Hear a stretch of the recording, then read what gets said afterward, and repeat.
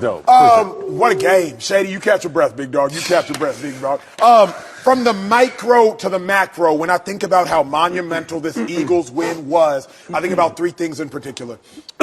Number one, you got to start talking about Jalen Hurts like a legitimate great of the generation. Think about this for a moment at home. He has a Super Bowl MVP. He has an All-Pro. The quarterbacks that have done that since 2000, Peyton Manning, Hall of Famer, Drew Brees, Hall of Famer, Tom Brady, Hall of Famer, Aaron Rodgers, Hall of Famer, Patrick Mahomes, Hall of Famer. You have to start talking about Jalen Hurts like beginning to meet the Hall of Fame criteria that he likely will end up in a gold jacket. Ooh. That's number one. Number two, Sirianni. We got to start talking about him like Sean McVay. Yup. 2 Super Bowl appearances, 1 Super Bowl win. Sean McVay, Super Bowl appearances, 1 Super Bowl win. Let's talk about his tree.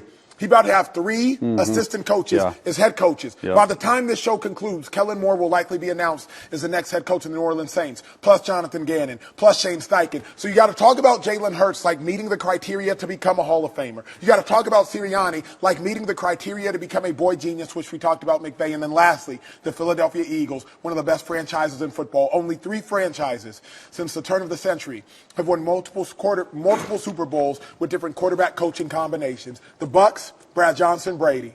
The Ravens, Dilfer, Flacco. And the Eagles, Foles, and now Jalen Hurts plus Sirianni.